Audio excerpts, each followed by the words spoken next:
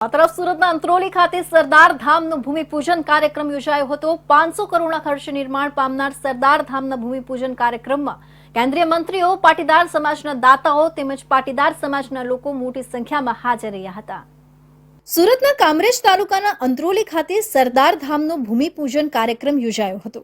આ કાર્યક્રમમાં કેન્દ્રીય આરોગ્ય મંત્રી મનસુખ માંડવિયા, કેન્દ્રીય પશુપાલન મત્સ્ય ઉદ્યોગ મંત્રી પુરુષોત્તમ રૂપાલા, ગૃહ રાજ્યમંત્રી હર્ષ સંઘવી, શિક્ષણ મંત્રી પ્રફુલ્લ પાનસેરિયા સહિત રાજકીય આગેવાનો હાજર રહ્યા હતા। 500 કરોડ રૂપિયાના ખર્ચે નિર્માણ પામનાર સરદાર ધામના ભૂમિપૂજન કાર્યક્રમમાં મોટી સંખ્યામાં પાટીદાર સમાજના આગેવાનો પણ ઉપસ્થિત રહ્યા હતા। ત્યારે કાર્યક્રમમાં સરદાર ધામ તૈયાર કરવા માટે લાખો કરોડો રૂપિયાનું દાન આપનાર દાનવીરોનું મંચ ઉપર સ્વાગત કરવામાં આવ્યું હતું।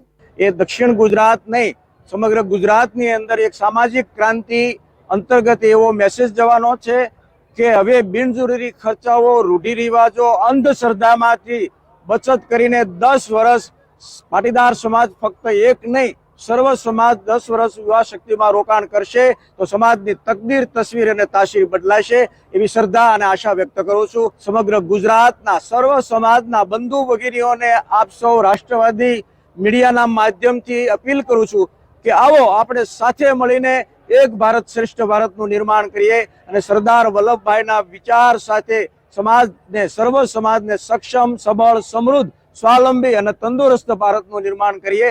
કામરેજના અંત્રોલી ગામની સીમમાં 31 વીઘા જેટલી વિશાળ જગ્યામાં તૈયાર થનાર સરદાર ધામમાં તમામ આધુનિક શૈક્ષણિક સુવિધાઓ ઊભી કરવામાં આવશે।